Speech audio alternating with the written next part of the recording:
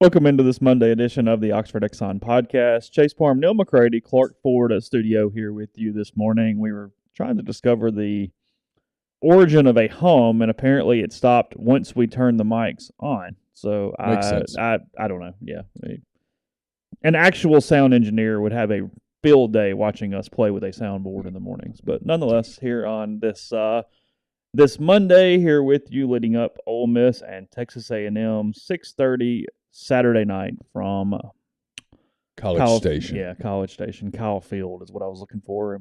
I almost said Kyle Allen Field and went, that's not right. Kyle Field. There in College Station, Texas. The Rebels visiting the Colt this weekend after falling to LSU 45-20 on Saturday. Ole Miss led 17-3 at one point, and then all Tigers from there. We covered that in a variety of ways on the MPW Digital postgame show that is up in all your favorite podcast locations, as well as on YouTube if you'd like to watch it. For podcast purposes, I pulled out Neal's conversation, so if you'd like to just listen to that, you can. That is in there. The full show is in there, depending on how much time you have available there on the podcast. And this here podcast brought to you by the Oxford Exxon Highway 6 West in Oxford, Blue Sky location. In a couple weeks, they're giving another jersey away. They're doing that 7 times this season, giving away an official game day Ole Miss football jersey. All you have to do is make a purchase at the Oxford Exxon at any point. That gives you a chance every time you make a purchase to register to win.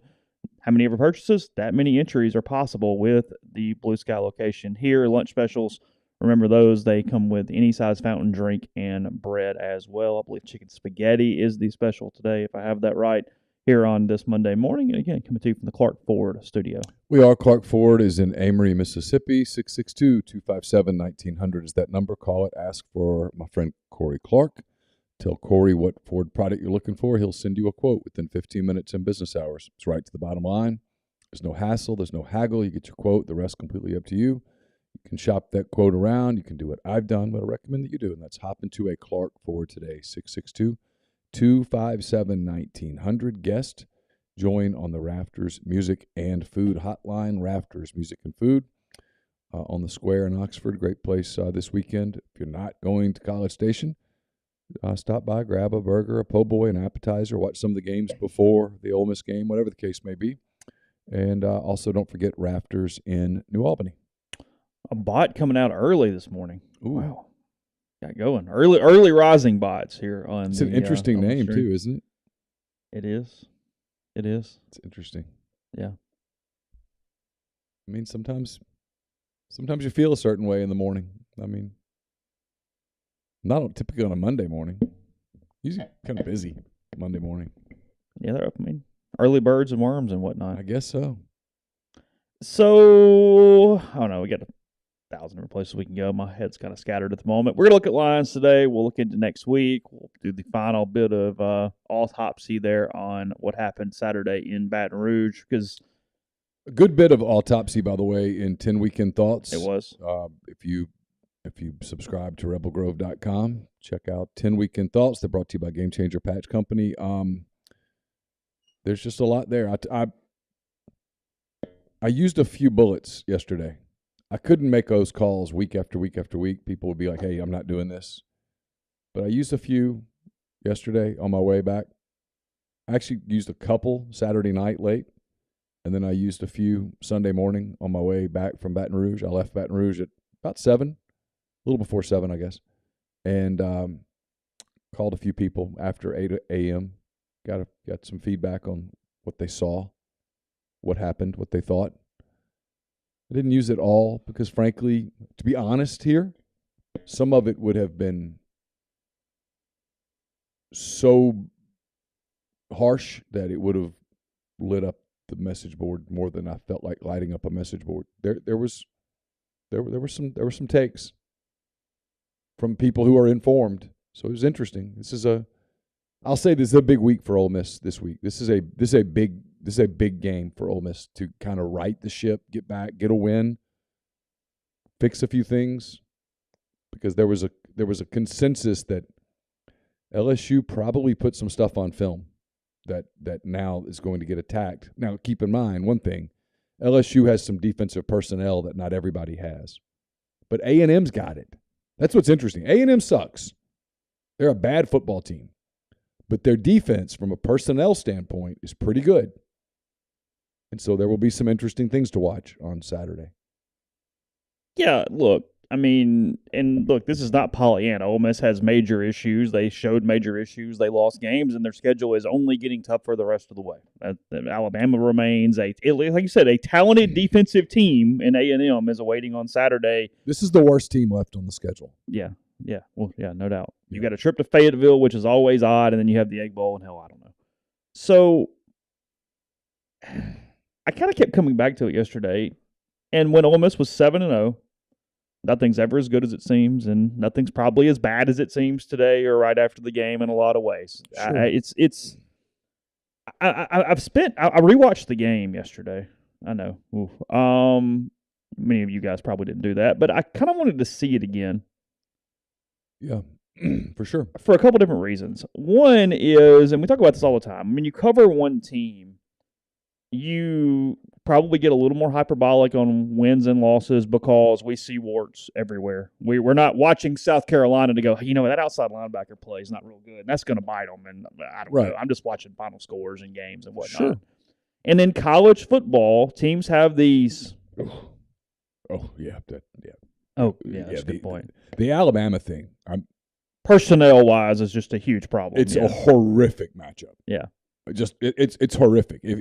If you're doing this control your own destiny thing, I'm gonna do you a favor right now. I'm gonna do you a favor. Stop. Just stop. Stop. That's not where you are yet. And if by chance you pull off some form of miracle, then celebrate. But if you're doing that to yourself for the next 19 days, it's really dumb. It's just, I mean that nicely. It would be like me, and I read this morning, there's a story in the New York Post about, hey, they think they found a possible cure for baldness. It would be like me going, oh, here we go. No, it's probably not. Probably going to have to live with it. The odds from a matchup standpoint of Ole Miss being super competitive with Alabama are slim. Really slim. Yeah, and I think that's the point, is that there are things where you look at it and go, yeah, hey, personnel-wise, there's just this huge deal here. The other thing is A&M has plenty of its own issues, plenty of them. Oh. Offensively, they suck. Offensively, they have. It's coming. I mean, yeah. I wrote about it a little bit in 10 Thoughts. Jimbo Fisher will not be fired at the end of the season. No. He is being saved by a contract. However, they will scrap their offensive staff. He will relinquish play calling duties, and they will bring in a completely new scheme. And I guess my point in saying all this is that you look at the remaining schedule, and Alabama, is just it's a catastrophic matchup in spots. There's no doubt about that. But beyond that, A&M has plenty of its own issues, and if Ole Miss goes in and wins, okay, sure. Yeah, absolutely. They're favored on the road. They're favored by 2.5 Arkansas points. is going to score points, and they are going to give up points in bushels. Yeah. And if Ole Miss wins 49-45, they just win 49-45. Okay, that sure. game's got track meat written all over it. And then the Egg Bowl. So point being, and the Egg Bowl, frankly, is a pretty it's a better matchup for Ole Miss. It's a very good matchup for Ole Miss. Yeah. So point being here is this thing could go completely off the rails, and it could not. They could go 10-2. It is possible. Sure. So you look at it and you go, hey, I don't know. It's made me so intrigued by Saturday's game from the standpoint of just how does Ole Miss change things? What did they do differently? How do they self-scout and go into that game where Jimbo's going to have a very clear blueprint from what LSU did in some ways that they can do, some they can't. Yeah. And what that looks like. And then also, what the hell's going on with A&M? Because A&M could be laying down, and they could go, hey, let's try to get to 7. Woo! I mean, I don't know. Well, you got to think DJ's going to want this game on that side of the ball. And DJ knows Lane. He coached against him every single day in practice for 2 years. Sure. So there's going to be some familiarity there, and that goes both ways. Right. Sure. But look, there's stuff. Stuff got exposed. That happens. It happens to every single team over the course of a season. You play enough games, and it gets on film, and people figure out. It's the baseball analogy when a hitter comes into the league, right? He comes in, and there's a scouting report on him, but what he did at AA Toledo doesn't really translate. You know, Verlander's not really paying a lot of attention to that. And so the guy gets off to a hot start. He goes 10 for his first 16, a couple of doubles, a couple of home runs. Well, now he's got some at-bats. And then somebody gets him out, and somebody looks at it and goes, what was that? Oh, it's a hole in a swing. Did you see that? Yeah. Oh, okay. Well, let's attack the hell out of that. And then they do, and suddenly every pitcher in the bigs is attacking. Then he's got to figure that out. And now he's got two choices. You can either go back to Toledo or you can figure it out. Mm-hmm. And so Ole Miss is kind of they're at that stage now. They got exposed a little or a lot, and now you got to go do some stuff. Look, Auburn exposed some stuff against Ole Miss. I know Ole Miss won the game, but there were a couple of quarters there where Auburn moved the football super effectively, and LSU did a whole lot of that stuff on Saturday. And there are some teams left that with edge guys. I mean, Alabama comes to mind. They have one. And Ole Miss's tackles got exposed on Saturday. We talked about this on Saturday. There was some stats out there that'll let some people run wild with some offensive line takes that were not accurate. The offensive line had held up well enough to make us stop talking about them. That is essentially what they did. They had been competent and completely fine, and relative to being freshmen, Pettis and Williams had done a pretty good job. They did a really good job against Kentucky, did a pretty good job against Auburn with their talented on the ends at least. Up the middle, I didn't think they were very good, but I thought they were good on the edges. Ole Miss was able to play bully ball. Yeah, and Derek Hall got hurt. I mean, there was a couple different things there that went on in those games where we went, hey, they're freshmen, but so far hadn't been a liability. They've been okay. Broker's been really good in run blocking. Their stuff. Sure. Caleb Warren had fixed snaps to some extent. Sure. It was at least less of a liability than it was. But then you got into what the point is here is matchups being so critical. And you've got Harold Perkins on the other side for LSU, and you've got these dudes, and they just stopped winning one-on-ones. They were just getting abused one-on-one on the edges. And then suddenly LSU can bring a little more pressure up the middle, and Jackson Dart's got guys in his face, and he can't shift because there's nothing you can do, and Ole Miss is down on tight ends, and pow, here you go, boom. And it was sort of the perfect combustible volcano in a couple different ways. But again, it's now who can emulate it, who can do the same thing. What does that look like moving forward, and how do you block A&M on the edges? Because, it's where I don't think they're particularly good. I lost this in Neal's picks going away because I just looked at the results and went, But South Carolina, at least on the defensive side of the ball, I thought handled the line of scrimmage pretty well on A&M. I thought that, offensively, they was kind of smoke and mirrors. They got the kickoff return. They got a pick that did some things. It was sort of whatever. But I did think Carolina acclimated. It was 10-0 right away. And then 17. And South Carolina had basically got 4 yards of offense. Yeah. It was 10-0. I mean, it just tells you so much about how that game started. And with A&M's offense and getting behind the sticks like that. And Shane's got that team where they really play well at home. I mean, we're jumping around, but he's done a terrific job. Those kids, they play with just such a purpose, especially at home. No, they're good at home.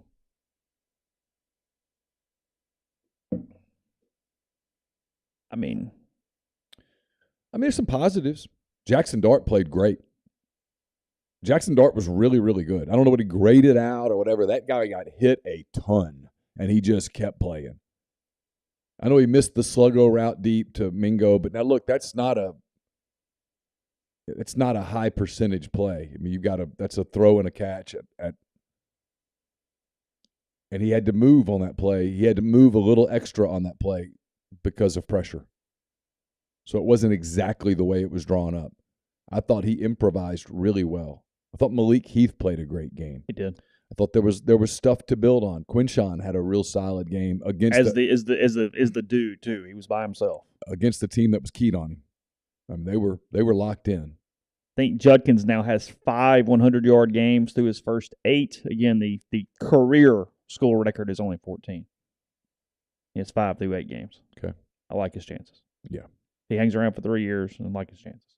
Yeah, for sure. There's stuff, and then there's negatives. And we'll talk about them because they're there. And they're legitimate questions that feel weird on us to be asking about a 7-1 team. But, we talked about this all summer. I kind of felt validated. I told you this the other day. Because there were times over the last few weeks that I thought maybe we were wrong. Maybe it wasn't just a backloaded schedule. Maybe this team's better than we thought. Maybe they're better than we gave them credit for. And they still might be. But I kind of was like, yeah, it's kind of what I expected a little bit. I thought the schedule was going to get hard, and I didn't know how this team would handle it. And you throw in some injuries and some lack of development. Well, the injuries are huge. I mean, you look at snap counts from Saturday, and I've got it up. Hold on. Come on. The top two leading tacklers for Ole Miss are both banged up. AJ Finley and Troy Brown, the leaders in the third level and the second level. Yeah. When you do this, and from a defensive standpoint on snaps played, as a team, Ole Miss played 79 defensive snaps. And I have to scroll on down. Finley played 24 and Brown played 33. So that's a third and less than a half of total snaps for their two guys that key two areas of the field. Well, and neither one of them played a single snap in the second half. Right. And look at the second half. I mean, yeah. Ole Miss was up 20-17 at the break. Yeah. And then it was just a disaster defensively. They just tried to piece it together. I mean, you look at it, and there's nothing that overly sticks out. And then somebody asked this question, and I will do this today because now I'm curious. Ole Miss does not rotate offensively at all. We've known this. This is not a new thing. Yeah. But I am curious to see how it relates to the rest of the SEC West. I'm going to go through and pull offensive line snap counts today. Oh, yeah. To see if anybody does anything differently or not. And I have no idea. I'm going to guess not. Yeah, my guess is no, but I am curious. Jeremy James got banged up. He left with an injury at some point in the third quarter, so Acker played the rest of his snaps. But that was really the only offensive line change that they had on Saturday. I watched Jeremy walk off the field at the end. He looked fine. So, I mean, I was a little surprised on that last drive that Ole Miss was driving. I was a little surprised they left the starters in. I mean, Jackson got hit hard on that last play. I thought, oh, my God, this just turned into an absolute nightmare. And I asked him, are you okay? And he said he was. Oh, I'm sure he was sore on Sunday. I mean, that was a different world for him all the way around in that second half on Saturday night or Saturday afternoon. Oh, I suspect it's going to be Wednesday or Thursday before he feels normal again.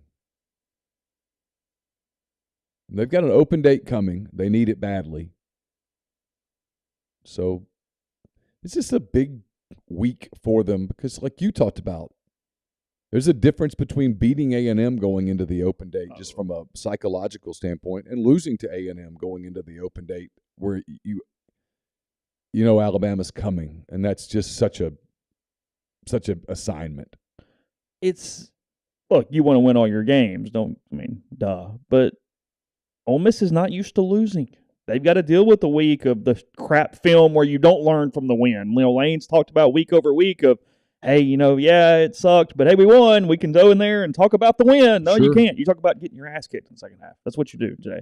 And it's different. It's if you have players who pay attention to social media or the media, it's different this week. It's see, look, Ole Miss, paper tiger, blah blah blah blah blah. You're getting that all week. There's a shift that has to happen inside that locker room a little bit going into Saturday. And yeah, if you beat A&M 1 point or 99. 8-1, ranked top 10, whatever it ends up being at the end of the week. You got a road win in College Station. They still got A&M on the helmet, and you play Alabama and go, hey, free shot to go get the West. Okay, sure. Take that in for 2 weeks and whatever. And even if you come out of the Alabama loss, you go, hey, 10-2, Sugar Bowl still right there. You start doing all that crap. I mean, it's there. Sure.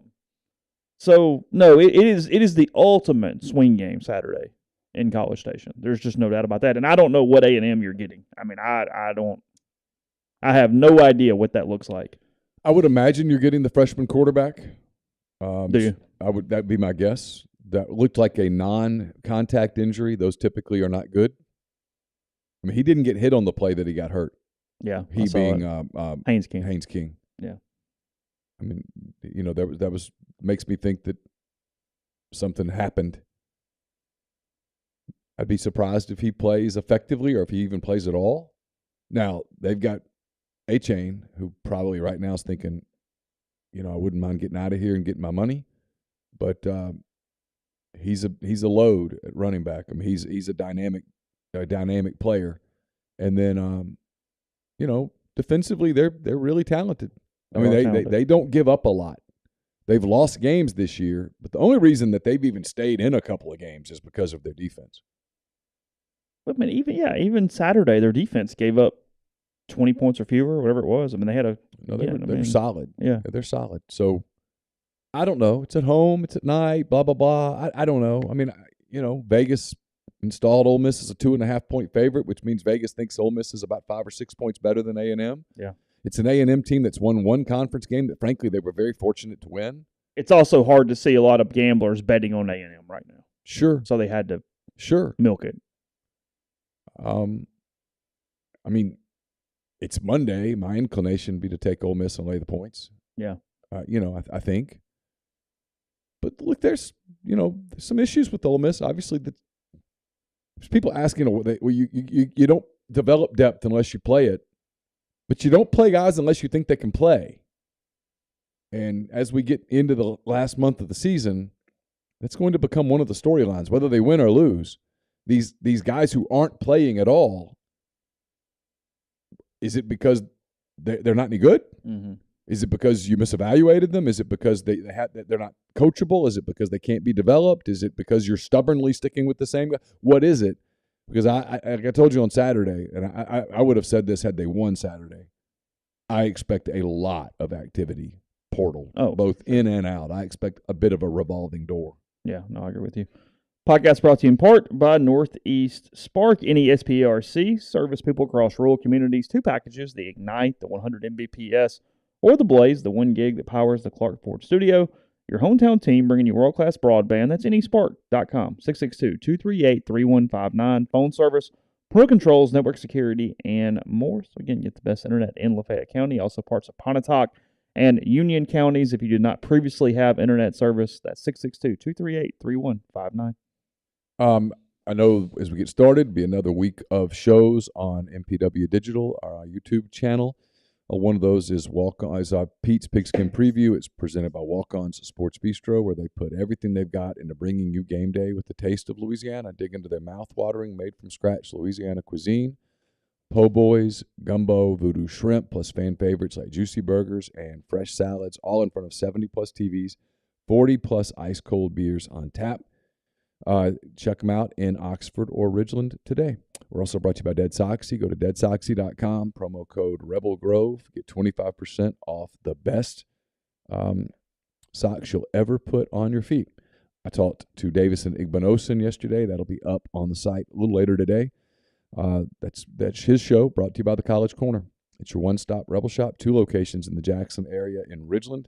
It's next to Fleet Feet in Flowood. It's next to Half Shell. If you don't live in Jackson, just go to collegecornerstore.com. Plus, you can find them on Facebook and Instagram with the largest selection of Rebel gear in Central Mississippi. I also talked to Mason Brooks. That show will be up midday today. It's brought to you by The Rogue. It's your destination for fine men's clothing. Their stylish hand-select pieces from top designers. From work to lifestyle to nightlife, there's the perfect something for everyone at The Rogue. It's 4450 I-55 North in Jackson, or therogue.com. And I talked to Troy Brown late yesterday as well. Troy, not particularly feeling great, but he says 100% he'll play this weekend, by the way. It's just a matter of how long he can play. It's obviously, don't have to be a doctor to figure out what his injury is. His show brought to you by Comer Heating and Air, Southern Air Conditioning and Heating. Different names, same great products and services. If you live in Oxford, Tupelo, or the surrounding area, call Comer, 662-801-1777. If you live in Hernando, Memphis, or the surrounding area, call Southern, 662-429-4429. And we're brought to you by A-Stock Auctions. It's a Nashville-based online auction company with the mission to provide customers the power to name their price. All items at A-Stock start at just $1. That's right, every item starts at just $1. Shop now at astock.bid. Download their app, name your price on thousands of items from big-name retailers. A-Stock Auctions has multiple locations around Nashville that offer local pickups, so don't miss out. If you want it, bid it, win it. Podcast is brought to you by Prime Shrimp, primeshrimp.com. 6 different flavors delivered right to your door. Pop them in the freezer. Then when you're ready to eat, fewer than 10 minutes from freezer to plate with Prime Shrimp. Use code MPW, $20 off your first order. Their most recent addition, the lemon cracked pepper. That goes great with the signature. Both very versatile, all-around blends for you. They have a spicy option, a couple meals that are complete in the bag, the French quarter Alfredo, the garlic herb butter, and more. And they also have their 2-pound bags of individually frozen shrimp, just like the grocery store, except for higher quality shrimp from the New Orleans-based company. So that's primeshrimp.com, code MPW. You mentioned College Corner. They have my book in stock. Everybody's in Jackson as well. Let them know for that. It is there. So who are we trying to kick out of the stream? We have somebody we're profiling here. I don't know. You're not following that? Well, it's just I'm not talented enough apparently to talk and read at the same time. Oh, okay. Can't follow all that in. No, probably not. Yeah, I couldn't see who had gotten the. Oh, another one. They're back. What happened? Oh, you got them out? Yeah. Oh, that's good. Yeah. Quick on the draw there. All right, let's look at some odds for the week. I feel like I had something else. I don't know what it was. Doesn't matter. Whatever. It'll come back or it won't.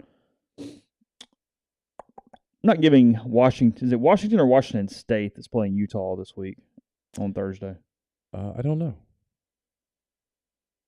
On OddsShark, I don't like it. They only give you 10 letters, and then it just goes ... on the matchups.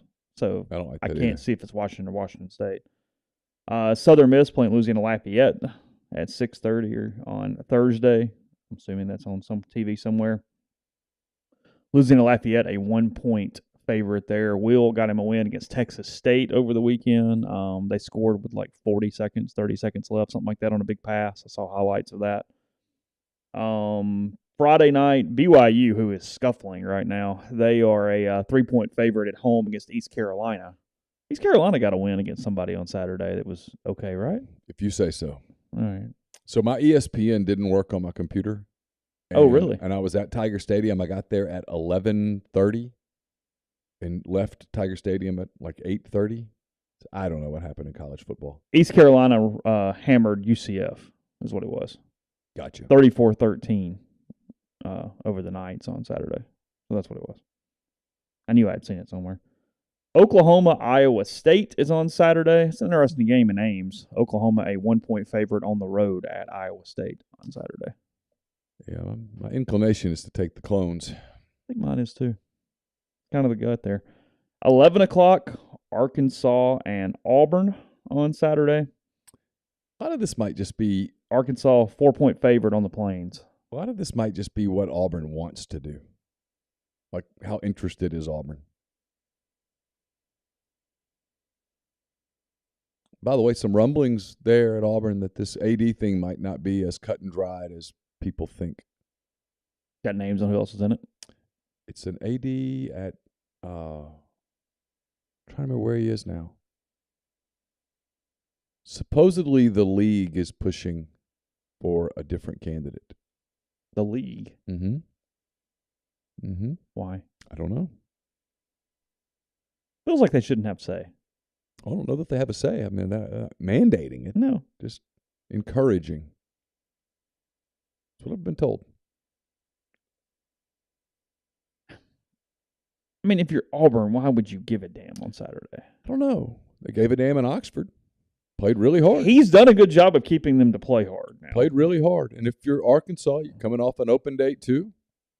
Probably everybody you need it. Kind of healed up. You got a lot to play for. They could get hot in November. They've played the meat of their schedule. It's the thought exercise that I did with a couple of Ole Miss people that pissed people off, and I was like, "Oh, stop! I'm not going to do this on the podcast." But I did it involving LSU, where I said, "Okay, well."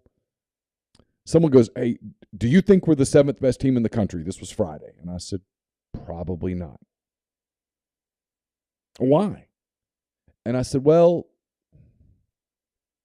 look, it's not a negative to say that Ole Miss has taken care of its schedule.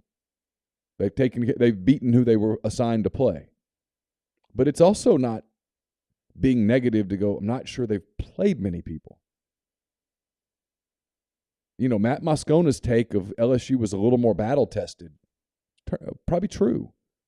If Ole Miss had played LSU's schedule and LSU had played Ole Miss's schedule, would the records have been flip-flopped going into Saturday's game? Right. That's not a negative thing to say that. The answer is probably. If Ole Miss had played Arkansas's schedule and Arkansas had played Ole Miss's schedule, what would the records be? Would they be different than they are today? Probably so. That's not negative. It's just being honest. It's a hypothetical. You'll never know the truth. But it's a thing you can do to kind of add a little context to what you think a team is or isn't. Sure. Yeah. It feels lame. I mean, I guess Auburn could find some pulse and whatnot, and look, Auburn can score on Arkansas. They can run the football. It can be a track meet. It's whether Auburn can keep up in a track meet. And look, Auburn's defense is okay. I mean, I'll be honest, I'm kind of inclined to go Auburn in the points here. Are you? A little bit. Okay. But if you told me that Arkansas won 41-26 or something, I'd buy it. Yeah. TCU with a pretty gutty win on Saturday. Now they head to Morgantown to play West Virginia. TCU a 7-point favorite. It's always a tricky place, man. Weird stuff happens in Morgantown. It does. It's a trick spot for TCU. They've played one big game after another. In fairness to the Big 12, it's better than people thought it would be. Yeah. And they've played some games, and there's a good bit of parity in the Big 12. Everybody's decent. Yeah. So this will be an assignment for them. It'll be a challenge. Georgia Tech 3-0 in the Coastal since Ole Miss hammered them a few weeks ago. I mean, if you can make Jeff Collins look worse, the interim at least has them playing competitive football. But they are 21.5-point underdogs in Tallahassee on Saturday against Florida State. I'm just reading Grind in the chat. Whoa, if that's true, goodness gracious alive! I don't know. Hold on a minute. Really? Whoa. Ooh. Never mind. We'll take Hogs if that is the case. Yeah. Yeah. I mean, every team's got a little internal drama, but that would be it. That feels over the top. Yeah. I do always laugh because I know Ole Miss has like the We Are Ole Miss, but for some reason I laughed every time I see the Jabba, just Auburn being Auburn. It really makes me laugh. Syracuse has to be kicking itself. It was right there. I mean, Clemson had them dead in the water and just absolutely puked all over itself to find a way to lose that game on Saturday. Yeah. I mean, it did. I mean, Clemson's not great. No. They're not great at all. The ACC sucks. It does. But yeah, that was not. Oh God, not a great moment. That was the not ready for prime time, and we have not been here before. That was not Dino Babers' best moment. No. I mean, that was rough.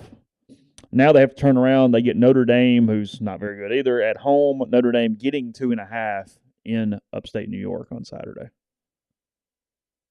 What are you doing there? I don't know. That's interesting. I mean, we don't have to do it, but what are you doing there? I'd probably take Syracuse and lay the points, but it'll be tough to get over that. But he'll remind them that, hey guys, 11-1, we could still do pretty special stuff. Oh, Ohio State, Penn State. Giving the Lions any chance? Lay them all. Just put them on the ground and smile. Ohio State's really good. Penn State's not. They're winning. They hammered Minnesota. Yeah, Minnesota's kind of pretty average. They've lost the oars. They're just floating in the water now. 14.5 is what you got to do here. Lay them. You good? Mm-hmm. Ohio State in Happy Valley, 14.5. Not a problem. You don't care if it's home or away? I don't care. You don't care if it's on the moon? Not really. Well, there might be a gravitational thing there that would be different, but Miami kind of sucks. They are 2-point favorites at Virginia on Saturday. Whew. Yeah, had you told Mario Cristobal, hey, just heads up, October 24th, you're a 2-point favorite on Virginia, he probably went, oh, shit, that's not. Yeah, he would think, what happened? That's not ideal. Charlotte fired Will Healy. Saw that. He was once a French candidate for some jobs. Things happen fast. Life happens fast. When you can get out anywhere. Yes. Get out of Charlotte. If you're someplace where there's a ceiling and you have aspirations above that ceiling and you have an opportunity to get out, you got to get out. Can't wait. Got to go. All he really has done, though, is won games at Austin Peay, right? I mean, they've been pretty average. Yeah. They got bowl eligible at Charlotte, but yeah. Let's not make it out like we got Newt Rockney coming down the pipe here. No.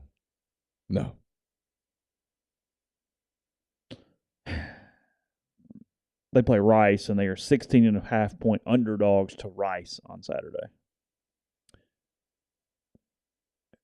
I love football, but I don't love it that much. I mean, I don't. That's not one. If you say, hey, Neal, you can watch a rerun of Iron Chef America, or you can watch Charlotte Rice. I'm saying, Bobby Flay, everybody. There's no question about it. I'm good. What's the secret ingredient? Squash? Okay, good. In. Let's go. Squash ice cream. Damnedest thing. Okay. Neal's going to be over here watching Chop and go, they can't both use the ice cream maker at the same time. Oh, they have to choose. See, you'd have more drama than you'd get in that Charlotte Rice game. Florida, Georgia, what's no longer known as the cocktail party, 2:30, CBS in Jacksonville. Yeah. Georgia, 21.5. It's a big number. You got to lay the hook. The way that they're playing right now, I'm tempted to lay them. They look like they've kind of rediscovered a little. Now they're a little fresh. Yeah. So you're laying them. I'm tempted. What'd they do last week? Georgia, they had the weekend off. Oh, yeah. They beat Vanderbilt the week before. Yeah. Like a drum. 55-0. Mm-hmm. Yeah. I feel bad for the Doors. Yeah, I do too. So close. So close. Right there. Oregon off their win over UCLA on Saturday. They are in Berkeley, 17-point favorites there against Cal. Oklahoma State now heads to Manhattan, Kansas to play the Kansas State Wildcats. Oklahoma State opened as a 1.5 dog. It's now going to a pick'em. Yeah. My general rule of thumb is if you offer me Oklahoma State at a value, I'm going to take it. Which is what we did last week. And it all worked. Yeah, it paid off. And so I know Manhattan's a weird place, but they've kind of already gotten the one or two weird ones. You know what I mean? Like, they beat Oklahoma. And he sort of embraces weird. So I don't think weird's a problem for Mike Gundy. No. So I'm kind of inclined to go Oak State on this one. I mean, I haven't come close to deciding, but that's where I'm leaning. Wake Forest back in the top 10. Second year in a row. Dave Clawson's a good football coach. He's a really good football coach. He's excellent. He's excellent. I mean, he's the job that he's done there is really underappreciated. He's taken a program that should be nothing better than mediocre and made it a very relevant program. Never in trouble. Just kind of do their thing. Talented. They put guys in the NFL. The whole deal. They're good. They're good. He's done a great job. They should not. Wake Forest. I don't know how happy he is there. I assume really happy. But you would have to think he's turning down some jobs here this time and next time. Yeah, I mean, if your school has an opening, I think that's a call you have to make, right? If nothing else, you get to pick his brain maybe if he'll agree to sit down and talk to you. Mm-hmm. Northwestern is in Iowa City on Saturday. Northwestern getting 11 from the Hawkeyes. I kind of like this game. In what way? Kind of like Iowa to cover an 11-point line. I don't know that Northwestern can score on them. I know. I'm just telling you. I don't know that Northwestern can score on them. Like, can get to on the board, can put points up. Like at all. So you might be saying, hey, can you guys score 17? Which, yeah, it probably can against Northwestern. They're bad. Ohio State covered the over-under by itself on Saturday against Iowa. I'm aware. Yep. You knew that one? Yep. Okay. Let's see. The funniest thing was I was driving to Tiger Stadium when Iowa got the scoop and score, and my phone lit up. Did it really? Yeah, it was hilarious. Oh, that's funny. Yeah.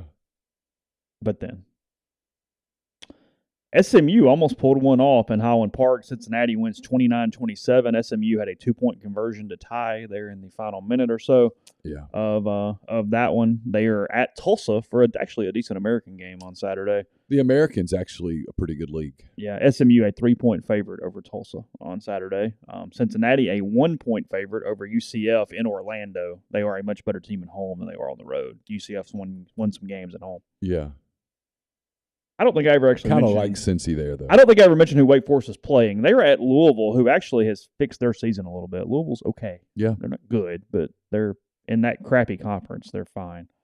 Missouri and South Carolina, 3 o'clock, I guess SEC network. For this one, the Gamecocks still at home. It is in Columbia, South Carolina, and the Gamecocks are 5-point favorites over Missouri.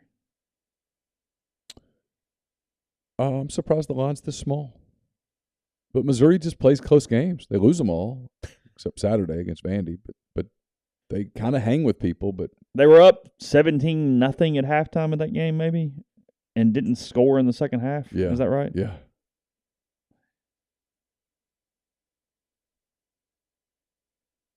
And he knows he knows they're bad. Drinkwitz, he's not even trying to cover it up anymore. It's almost kind of funny. And Luther Burden's pissed off. Yeah, it's a mess. Luther Burden, he'll be at Alabama or Georgia next year. Probably Georgia. That's the rumor. Oh, really? Yeah. He doesn't even look interested on the sidelines. No, I mean. Although it kind of makes you wonder, why'd you go to start with? Now, he recruited really hard on Thursday night. Yeah. Because he was involved with was he? Burks. Yeah. Yeah, he was the guy that talked him into. Do you think that flipped back and forth? Oh, I know it did. Yeah. I've seen the video. I mean, I love the people who go, you were wrong about Missouri. I'm like, guys, I've seen a video where he is talking about why he's committing to Missouri. He was just covering all his bases. He did, and the video was. I know what time the video was taped, so I'm might be a little dialed in on that one. Is it over? Probably not, but I don't think he'll end up at Missouri. Rob Gris saying Burden tweeted that he loves Missouri on Saturday. He's going to love that NIL from some other school here in a few months. Yeah, and there's been a little issue with him and NIL, like with, hey, you can't take all the Mizzou stuff off your social media and expect to keep getting paid. Oh. You're gonna have to play along and be a good little, which I get, good little trooper. Yeah, that's fine. The season will end. Tigers. The season will end. What do they play? The day after Thanksgiving, they play do. Arkansas. They do. Sometime that night, things probably get interesting. Yeah. So, podcast brought to you in part by Johnston Hill Creamery, johnstonhillcreamery.com. 662-419-9201. Alabama's in just a few weeks, so go ahead and get those tailgate packages ready. You do so much of it online now. You go to johnstonhillcreamery.com and see all the different ways you can just order right there online. Have to talk to a human at all. You can get what you need, whether it be feeding 10, 20, or 40 through the different tailgate packages. Maybe you want to order a charcuterie tray. You want to get catering for wedding, shower, whatever the event is, Johnston Hill Creamery can help you out. So take advantage of that. Again, that is 662-419-9201 or johnstonhillcreamery.com. We're also brought to you by Solutions RX. It's a probiotic multivitamin supplement company created by Ole Miss Pharmacy alum Chris Cornelison. It's pharmaceutical grade, manufactured right here inside Mississippi.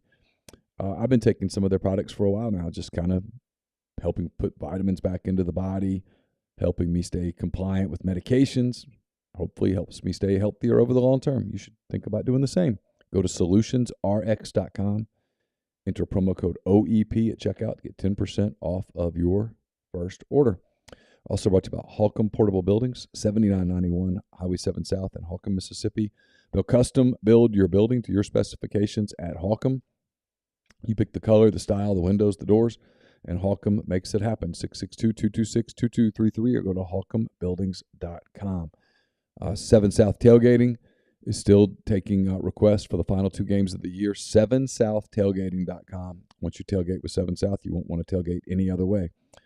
We're brought to you by ACS, Automation Control Systems, LLC. It's established in 2013. It's an electrical control system solution provider and a Rockwell automated recognized system integrator based in Baldwin, Mississippi. They've got a full-time dedicated emergency service and troubleshooting staff and a UL 508A panel shop. It's acsllcms.com or call 662-601-4381. If you're starting to think about holiday shopping and whatnot, I know many people are, go to Lammon's Fine Jewelry, 1126 North Lamar Boulevard in Oxford. Lammon's has been serving the Oxford area for 3/4 of a century. Engagement rings, wedding rings, fine jewelry, watches, pearls, fashion jewelry, children's jewelry, collectibles, and more. Lammon's is the gold standard in fine jewelry. It's lammonsfinejewelry.com or call them at 662-234-2777. Also brought to you by Pinnacle. Based in Madison, Mississippi, they've got clients in more than 20 states, advisors in multiple states. Pinnacle provides detailed, specialized investment management, financial planning, retirement planning for individuals and businesses, and much, much more. It's mypinwealth.com, MYPINN wealth.com. And we're brought to you by John Edwards, Regency Travel Incorporated in Memphis. If you're thinking about traveling, maybe you're thinking about a holiday trip, maybe you're already looking ahead to the summer, get in touch with John. Just give him some parameters, give him a budget. He'll give you options. And know this, you don't have to live in or near Memphis to take advantage of his services. 901-494-3387 or send him an email, jedwards@regencytravel.net. Podcast also brought to you by Style Assembly, located just off the square. It's a women's boutique next to Blind Pig. Right there, easy to be accessible from the square. Now that it's fall, they can help you ladies with the ladies in your life with their fall needs, no matter the budget, size, or occasion. Style Assembly is here to assemble your style. Pride themselves on customer service and effortless dressing to celebrate the Rebs after wins or just the change of the seasons and needing new wardrobes. They're offering big incentives to Rebel Grove subscribers, podcast listeners only from now through the end of November. You can win a $250 gift card to shop at Style Assembly. All you have to do to win is come in the store, tell one of the sales associates, or ask for Kate, the owner. Say, hey, I came to check out Style Assembly and what they have to offer. There's no purchase necessary. They just want to help and get to know you and hope they can help you in the future with your styling or gifting needs. Men, don't be intimidated to come in and win the gift card either. You can go and get Christmas knocked out right now if you do that. They carry a huge selection of Gooder sunglasses as well. So shop styleassembly.com. We didn't talk about it, I don't think. Maybe you did on Siski, but the NFL now playing on that Friday when Missouri and Arkansas. Oh, I didn't know that. Plays or whatever they're doing. Really? I think I saw that somewhere. I feel like in that new collective bargain or something, the NFL is playing on Black Friday. Yeah. It's like an Amazon-only game or something. Because they were talking about it's actually sort of genius because the one day that Amazon is hit the most hard by stores in person, they are saying, hey, if you hang home, you just can watch NFL on our network. How about that? Yeah. Yeah, Amazon and the National Football League announced today that in 2023, Prime Video will exclusively stream a newly scheduled Black Friday game the Friday after Thanksgiving. The first ever NFL Black Friday will take place with a kickoff at 2 o'clock Central. Oh, how about that? Head-to-head with Missouri and Arkansas. That's great for me because now I'm knocking on wood as I say this. We're going to do Thanksgiving the day after because I don't want to do Thanksgiving and then go to a football game. I just don't. So I'm not. But we're going to do it day after. It's a great plan unless there's one thing that could mess up that plan. But the odds are really slim. What? Where you're having to do coaching stuff.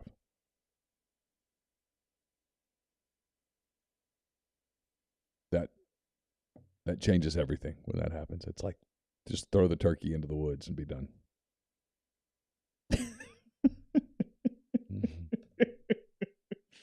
Yeah. Just never mind. Well, it's like I've been skipping meals for months. I'll skip this one too. Well, it's like the day all the free stuff happening. Like literally when my phone blew up, I was sitting down to eat dinner. It was like Big Ziti or something. I don't know why I remember that, but I do. And I was like going to leave and she was like, hey, what time are you back? I'm like, dinner is not the problem right now. This is going to be a minute. Okay. Yeah. Like it's going to be a while before that matters again. Just saying. Oh, God, got there and Bjork was in the bathroom, just like this sweaty mess. He's trying to figure. Oh God, it was a weird night. That was a weird night. Maybe is that the weirdest night? Weirdest day on the beat? We've had several. It was way up there. I was with Carson at a movie. You were at a movie? Yeah, we were like Planet of the Apes or something.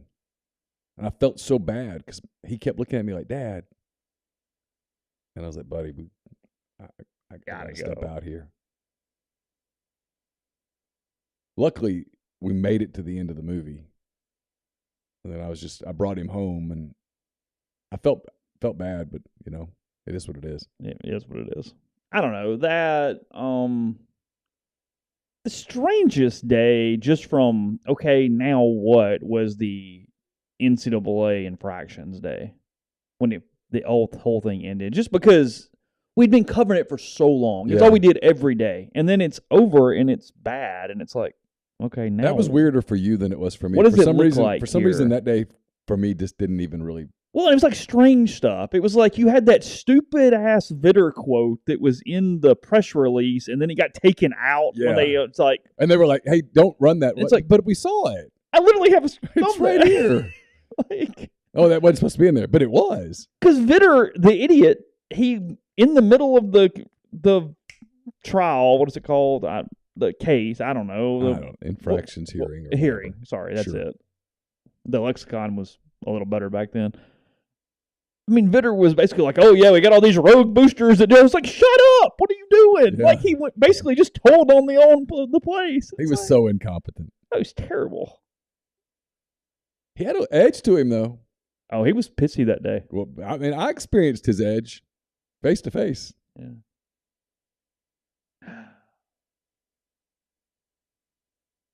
So he just got back from a four-week trip to Europe. Oh, yeah? Where is he now? I thought he was at Tulane, but I don't know if he's like on Okay. sabbatical or something. Good But for for some him. reason, I thought he was at Tulane. Jeff's probably not watching the show. I think his Doubt it. wife's still watching? Still listening? Probably not. She's probably moved on. Yeah, I got a hunch. Happy holidays to you guys, though, in case you are. Hope all is well. The picture with the balls. Yeah. I don't think he'll mind. Andy Kennedy used to just send me that picture. And it made me laugh every time. Sometimes it'd just be no context at all. And I just laugh at it. I can't decide if that's my favorite or when they were doing like a buffet or something or whatever, and he was trying to be like germ sensitive. So he was doing the dap, but he used like the back of his hand. So it's like this back of hand thing. He was whatever. I had that picture too. There were several. Yeah, well, people are like, oh, he was great in the interview. I'm always like, are you sure it was him? Dynamic was the word that came out of it. Are you sure it was actually him in the interview? Because I never experienced dynamic. Tells you if he even was able to sell himself that way. He was so trained for something because he can't. Look, it's his problem. He has no ability to socially speak outside of whatever it is that he's speaking to. Right. I mean, he would have had to have gotten really lucky where he was prepared to an nth degree, and the conversation never went beyond that, where it stayed right in his lanes. Because you get outside the lanes and it gets squirrely fast. I mean, I've heard some donor stories that you go, oh God. I mean, I dealt with one of them. Yeah, I saw it face to face. yeah.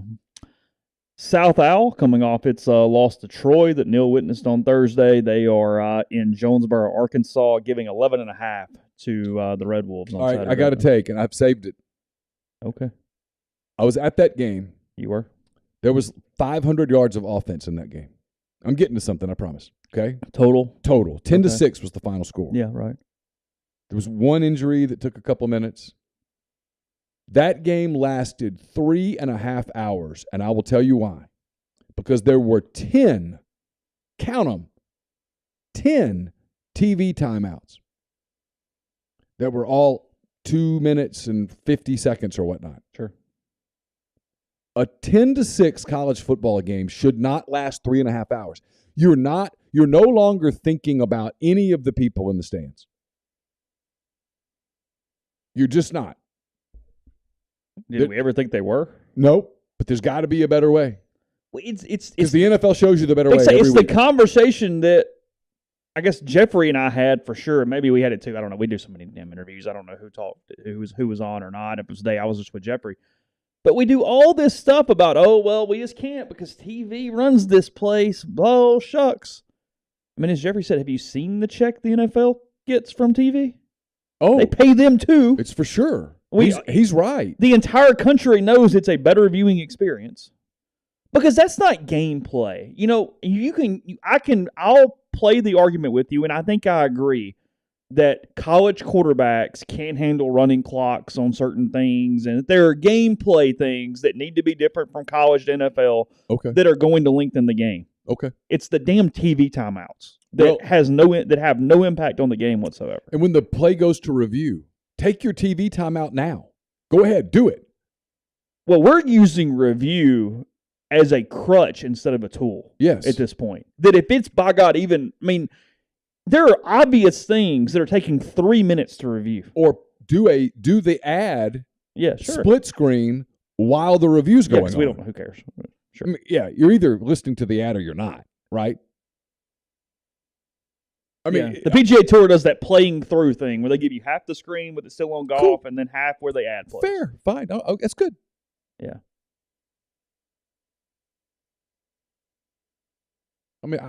I get it. There's just got to be a better way. Yeah. A 10-6 football game on ESPNU should not last 3.5 hours. Giving Kentucky any shot to cover this 13 Saturday in Knoxville? Sure. They got a great quarterback. They got a great running back. They're going to play a different style of play. Defensively, it's can they just stay in it? Can they control Hendon Hooker and Tennessee at all? But yeah, I give Kentucky a shot, sure. 6 o'clock start time for that one. Yeah, not a big shot, but a shot. Watch it. Not giving Arizona a shot against USC at home. Colorado State must really suck because Boise's not very good, and they're giving 27 to the Rams. 2 teams I haven't watched. Again, I go back to I love football, but not that much. Coastal Carolina getting 2 in Huntington, West Virginia against Marshall on Saturday. It's a good game. Sunbelt's good. Not a bad game. Sunbelt's good. Yeah. Ole Miss A&M. It has it's at 2.5 right now is where it's at. You can get it at 3 depending on your book. Feels like that's where it's going to stay, right in that area. Kind of steady now for 24 hours. I mean, I think it's Ole Miss minus 2.5. I do.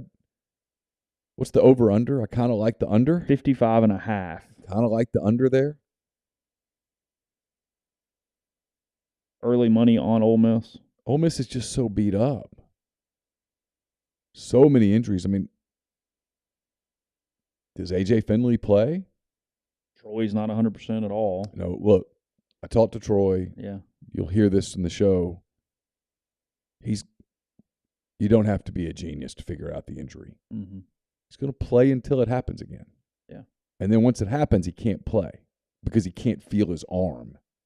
He can't use his arm. It might be 10 snaps, it might be 40 snaps. He's going to go.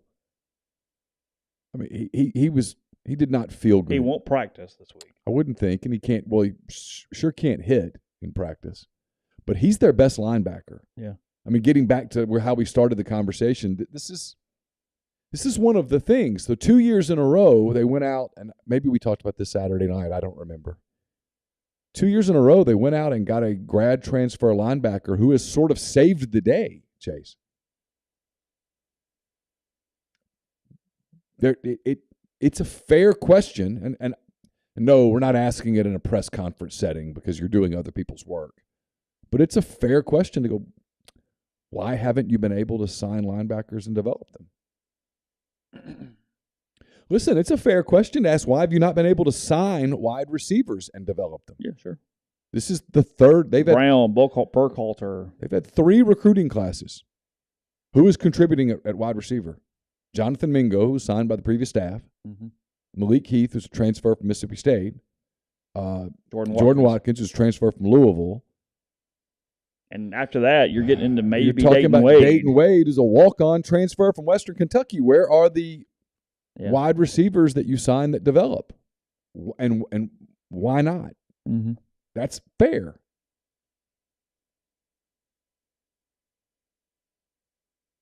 It's fair. Oh, 100% fair. Texas Tech, 2.5-point favorite against Baylor on Saturday. That's not a bad game. Okay game. Yeah. Michigan giving 22.5 at home against the Spartans. I like Michigan there. You like laying them. A lot. Yeah, Michigan's good. Michigan State's not. North Carolina giving 3.5 at home against maybe that's North Carolina State. I don't know. Giving 3.5 at home to Pittsburgh. I can only see half the name, so I don't know who it is. J.J. Henry played one snap Saturday. Yeah, one snap. It is North Carolina, by the way. Yeah, one snap. One snap. We talked a lot about J.J. Henry in August, and again, I'm gonna reiterate this. I'm not trying to throw staffs under the bus here. People say, "Why did y'all hype these guys?" No, we don't hype them. I mean, I'm careful about it. I write about who they talk about, and they were talking about J.J. Henry. It's what's amazing is now again it highlights that we don't see much relative to all of practice too. We see so little. I'm going to tell you this: in August next year, yeah, I'll go out and cover, but I am not doing personal observations. Well, that's kind of what I mean. Like, I'm not going to do them. You see all this, and you see kind of what we see from a rep standpoint, and they get in games, and that's nowhere near what the reps look like. Yeah, I'm just not going to go there again. I've been burned. I'm done. There's been no official talk either way. Michael Trigg should not be out the rest of the season, but we have been giving no information on what his situation is. So I don't know. No idea.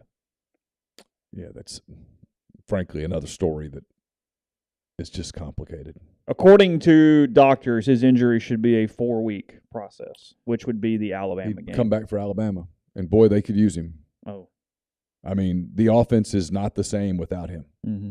For anybody who questioned his worth, and it's not as simple as just throwing Kyron Heath out there. He's not ready to block at this level. No, he's been rough there. And so when you put him out there, now people have seen it on film. They know. Okay, it's pass play.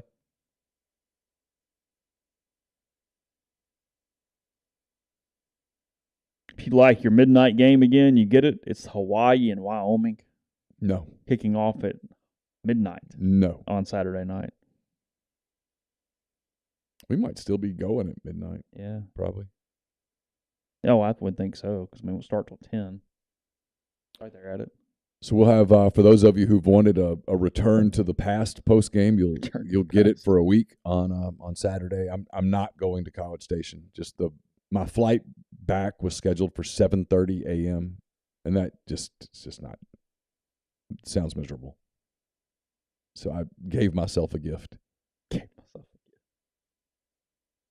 I said, you know what? I get people who go, "You're way too hard on yourself." So maybe they're right. So the other day, I decided, you know what? Merry Christmas to me. I'm gonna just let it. Had it been an 11 a.m. game, I'd have gone. Can't say I've listened to her album yet. I've not Taylor Swift. Yeah, I have not put that on the on the calendar. I don't have any issue with her. I just haven't listened to it. Yes, post game with both of us. That is correct. Yes. Yeah, as I had somebody say last night, it's a vintage show on Saturday. Vintage. Yeah. We should get some of those 1980s graphics and things. Yeah, we could. Like SportsCenter does, when they would do their throwback shows from like 1981 or whatever. Laura told me, she goes, along those lines, she said, "Did you see who's going to be in Memphis on Saturday?" I was like, "No." She said, "Rick Springfield." And I was like, "Really?" She's like, "You want to go?" I'm like, "Well, I can't." But it's the first concert I ever saw, Rick Springfield. Is it really? Mm-hmm. Where? Ruston. Played at the Thomas. Where was Center. he in his? Oh, he was at the top of his game. It was his apex. Yeah, it was like when Jesse's Girl and all that was out on the weekly top 40 and such. Yeah, it was packed. He's still getting mileage. He's been on some TV shows and stuff. There was a period there where Louisiana Tech had some deal where they got pretty good concerts that came through. Really? It'd be a night or two where Ruston popped, yeah. Ooh. Like Chicago came. I'm trying to think who else came to Ruston. Journey, I think, came to Ruston. How big is Ruston? What is the population? 23,000. Okay. It's like smaller than Tupelo. I was trying to give it Yeah. It's because Tupelo gets acts in. I mean, they run a pretty good concert circuit. And that was when that arena was new. I mean, South Haven runs pretty good people through. Yeah. So yeah. Podcast brought to you in part by G&M Pharmacy, 662-236-2222. They deliver locally in the Oxford area, and they offer MedSync, free prescriptions the same day each month, and take care of you. One trip to the pharmacy, one delivery, and you have everything you need when you need it with G&M, also with Tyson Drugs in Holly Springs. And with their med packs, they will individually package any medication where you need that extra step. Maybe it's great for a parent, maybe great for yourself as well if you need to know exactly when medication needs to be taken in what doses. So for that and more, or to move your medications to G&M from a larger big box pharmacy, 662-236-2222. We're brought to you by Opa, Oxford's newest restaurant on the square. Gyros, wraps, kebabs, redfish, lamb chops, handcrafted cocktails, frozen libations, and more. 306 South Lamar, just south of the square courthouse in Oxford. I'll have a mailbag up on Wednesday. It's brought to you by Whitney McNutt of Tommy Morgan Incorporated Realtors, serving you for all of your real estate needs in Oxford and Tupelo. Whitney sells condos, land, commercial, and residential family homes. You can reach her at 662-567-2573 or 662-842-3844. We'll have picks up on Thursday. Only 7 games this week. Solid light slate. Light slate. What do? I started to add to it, but I knew I'd get made fun of, so I'm like, I'm just not going to do it. Just going to go 7 games. Service Specialist Staffing and Recruiting Agency makes that happen. They've been connecting great job opportunities to candidates since 1967. If you're on the job hunt, they can help you. If you are looking to hire quality, hard-to-find talent, they can help you as well. Give Will, Sydney, or Kelsey a call, 662-832-5138 or servicespecialistltd.com. We are also brought to you by Corinth Dental. Don't just accept what you see, but imagine something new. Step forward, chase after a better version of yourself every day. Corinth Dental is helping people reinvent themselves one smile at a time. It's 12 months, no interest, no down payment financing available on procedures such as Invisalign. So get in touch with them at corinthdental.com. Pinpoint Commercial Real Estate is based out of Jackson, Mississippi. They service the entire state in all commercial asset classes, such as industrial, retail, office, medical, and land. Get in touch with our guy, B.B. Mitchell. He advises clients looking to acquire income-producing property with all risk tolerance levels ranging from vacant buildings to investment-grade stabilized assets. Give B.B. a call, 601-934-5008.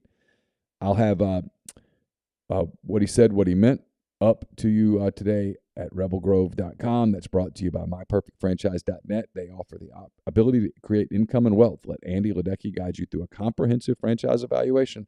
He has tons of franchise and business ownership experience to lean on. If you hate your job, your pay, your boss, if you feel stuck, Andy can help you. It's Andy at myperfectfranchise.net. And we're brought to you by our friends at Southern Traditions Farm. It's a 68-acre, 32-stall upscale equestrian training and boarding facility in Canton, Mississippi. 2 sand rings, a grass ring, miles of wooded trails. So much offered at Southern Traditions, including horseback riding offerings from beginner lessons with Susan Walt to buying your first horse and competing at nationally recognized competitions. Get in touch with all the people there at Southern Traditions on Facebook or Instagram at Southern Traditions Farm. Ole Miss fell to number 15 in the AP Top 25. They've got picks or votes as high as number 9, a couple at 10. Some at 11, and then on the bottom half, 1 at 18, 2 at 20, and 1 at 21. Getting beaten up by the Louisiana Riders a little bit. It's got the TV guy in New Orleans has on number 21, and then the LSU beat writer for the Advocate has on number 20. So, yeah, well, I mean, if you just saw them the one time, you're like, Mm-hmm. that's not a top 20 team. Mm-hmm.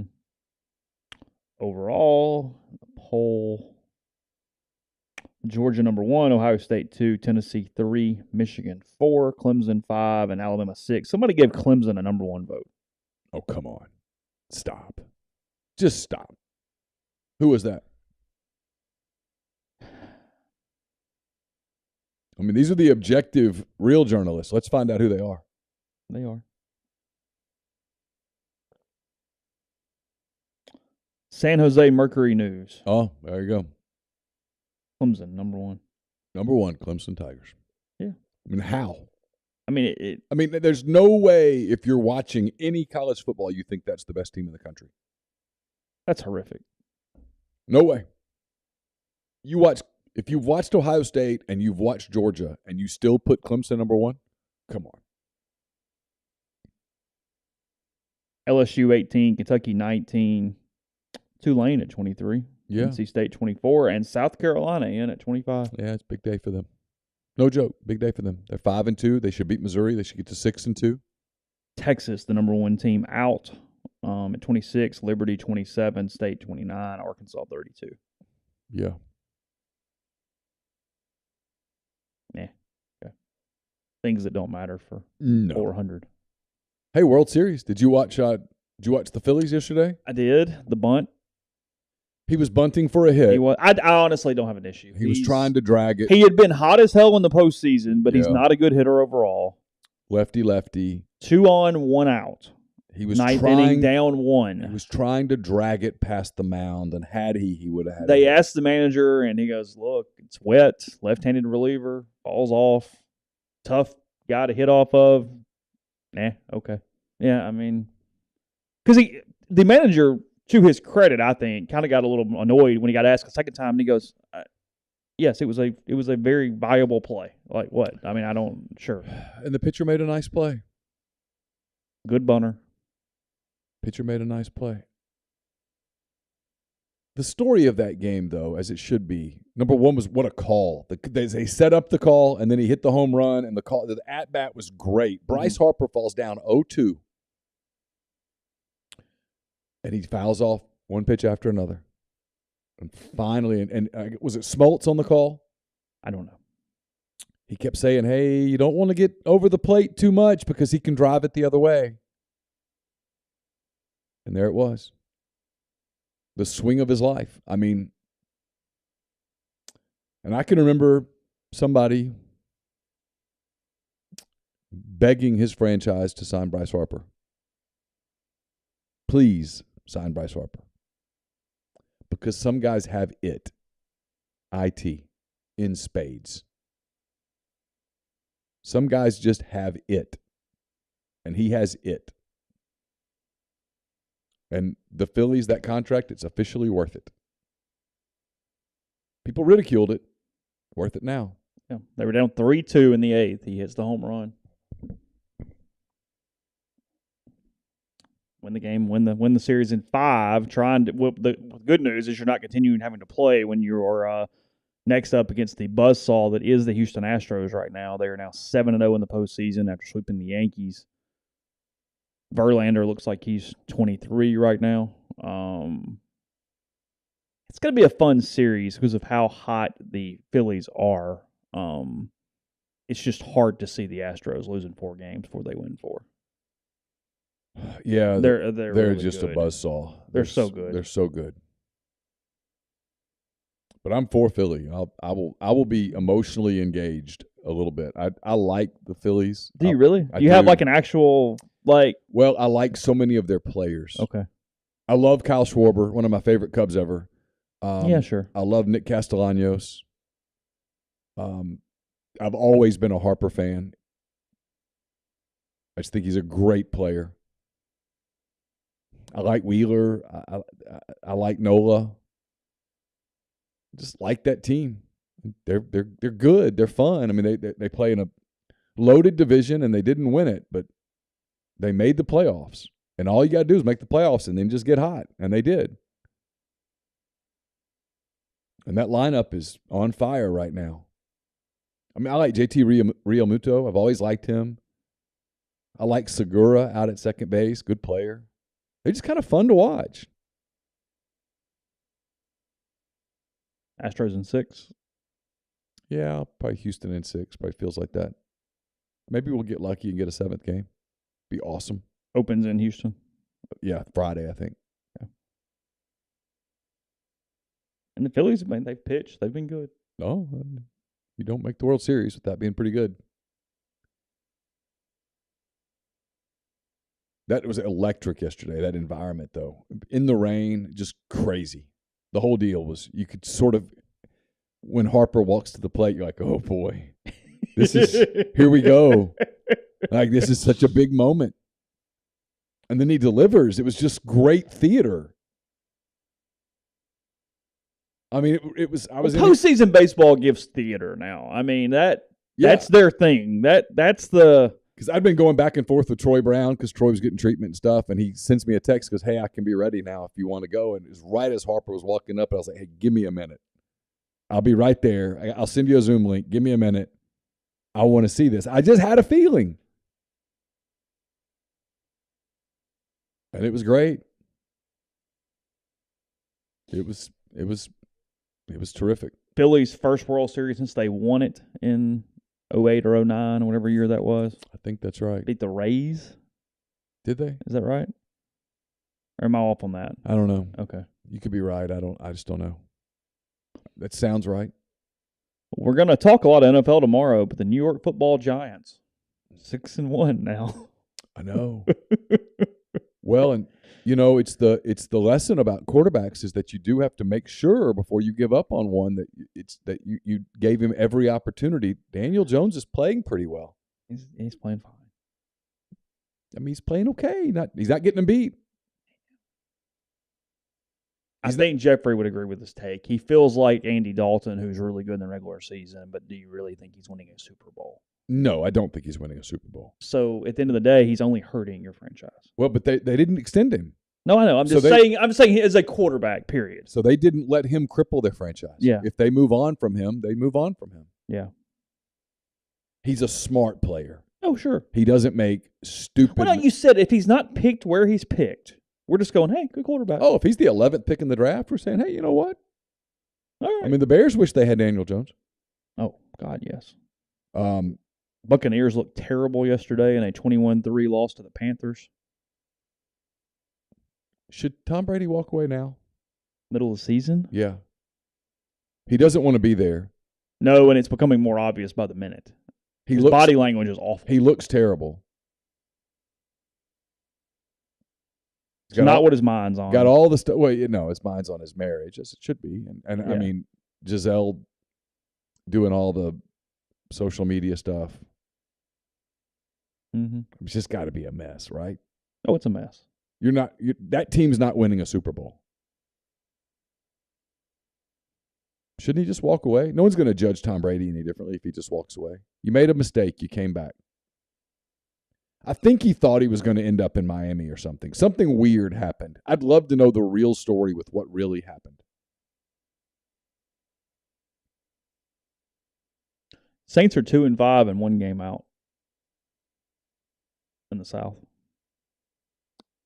I mean, sucks. I have nothing to say. I mean, that division's so bad. The Bucs are 3-4, the Falcons are 3-4, and the Panthers are 2-5. I mean, one of those teams is going to the playoffs as a top 4 seed. Yes. Look, I've been on the other side of this. This is where somebody's so pissed off because they're like 12-5 and they're in New Orleans or in Carolina. I mean, literally, this could be an 8-9 team or even a 7-10 team as the 4 seed in the playoffs. Yeah. Which is great news for the 5 seed, by the way. Oh, yeah, you're like, hey. Let's do this. Yeah. I'll pack my bags to Atlanta and jump on the plane. Oh, for sure. I mean, if you told me to guess which team it is, I think I'd guess the Falcons right now because they just kind of play hard. But I watched them against the Bengals yesterday, and they got smoked. They're not good. Well, Marcus Mariota is not a playoff quarterback. No. Tom Brady in the middle of a divorce. The crap the Panthers are doing right now, after they just gave away their best player, Andy Dalton, and Marcus Mariota are the quarterbacks in this division. I know. That's it. I mean, the Panthers fired their coach and traded away their best player. The thing. Dalton's been okay. He's been fine. Yeah, the defense sucks. Yeah. That's the Saints' weirdness here. Yeah. Now they're banged up all to hell. Look, I know I'm a fan. Yeah. But the Bengals figuring it out on offense. They're starting to figure it out. Tyler Boyd had 100 and some odd yards receiving. There's no one can guard Jamar Chase. And Burrow's a bad man, and they're starting to protect him a little better. And when they protect him, he's tough. I was really intrigued by 49ers Chiefs until Kansas City just started blowing it away there in the second half yesterday. Yeah. It was close for a half and a little more, and then that was it. No, the AFC playoffs, when we get Kansas City, Cincinnati, Buffalo, ding. sign me up. Yeah. Titans looked pretty good yesterday. Showed some signs of life. Jets win again, 5-2. Hey. They're not catching the Bills, but they're Hopefully, Breece Hall is okay. Yeah, I'm a little concerned about that. Yeah. They won't be the same team without him, but they're fun. Packers 3-4. Not it's over. Good. Yeah. They lose to the Commanders yesterday at home. Commanders at home. You know who's unbeaten? Yeah. I mean, Father Time. Yeah. He doesn't lose one. Yeah. He took down Michael Jordan. He can get anybody. It was all trendy, but the Lions are 1-5 and they suck. They're bad. Yes. Prescott looked good. Cowboys look good. Good team. Bills, Rams, Vikings, and Eagles were all off yesterday. Yeah. 4 really good teams that were all it's an ACL tear for Bryce Hall. Oh, really? Breece Hall. Oh, that's not good. That's bad. Thursday night game this week, Ravens at Buccaneers. All right, yuck. You get part 2 of 49ers Rams on Sunday. Okay. In LA this time. Okay. Who else we got this week? Yeah, I'm just looking, see if anything sticks out. I mean, there's some bad games. Panthers Falcons, I mean, playing for first place in the South. Yeah. Dak gets the Bears at home. It's a W. Dolphins get to move to 5-3 because they're at Detroit on Sunday. Dolphins didn't cover yesterday. Otherwise, I would have gone 5-0 in the Really? NFL. Yeah, I was having a good week. Cardinals at Vikings on Sunday. Raiders at Saints. Must win for the Saints. Yeah. Pats at Jets. Steelers at Eagles. Titans at Texans. God, bad games. Ooh, these are bad games. Commanders at Colts. Jesus. It's a terrible NFL week. Giants at Seahawks. That's not bad. It's okay. Packers at Bills on Monday night. Sunday night. That's yuck. And then your Monday night game is Bengals-Browns. Okay. I mean, you got to run into a couple mediocre games at some point. Sure. Yeah. So. Hey, we didn't talk about it real quick. Nick Saban, in his attempt to defend his wide receiver who hit a girl leaving the field in Tennessee, says that he was scared, that everyone was scared. That's what he said. He said he's scared. There have been some cracks in the facade for Saban in recent weeks. Chasms. Yeah. Chasms. Just not as acute on what to say, when to say it, handling everybody, just in general. Father time. You know, you don't have to go suspend Jermaine Burton or whatnot, but you don't have to defend it either. No.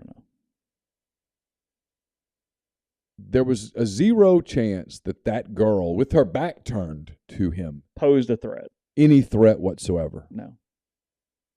Nick Saban's surrounded by a quadri of security people. Mm-hmm. He was not threatened.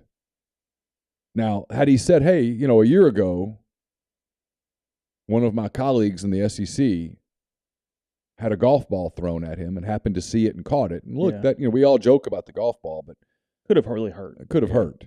Yeah. But there was no signs of that. That it didn't even feel like that. No. If you watched the Ole Miss Tennessee game and then you watched the Alabama Tennessee game, the atmospheres were different. They were, yeah. And they were celebrating. They weren't. Yeah, they played the song. That's it. Did the song scare you, Nick? Come on. It was a bad look for him. Home. Yeah, he's had moments. He's had moments. Not all of them. Still been sharp at times, but. More bots? Yeah, I don't know what we have said that has gotten. Oh, we've seen this one before. This is a common one. Yeah, they like us. Yeah. So. All right, we'll talk more NFL tomorrow and whatever Lane Kiffin says today. About 2.5 hours from now, around noon, Lane will speak to the media again, leading up to Ole Miss and A&M. It shows you how all that preseason stuff has kind of died. Because we're not even mentioning the clown or any of the comments from Jimbo because A&M sucks. So it's not as soap opera interesting because of they're not relevant. The record that is going on. Yeah, is there. So we'll have more of that later. Stuff at RealGrove.com in the meantime, and we will talk to you then.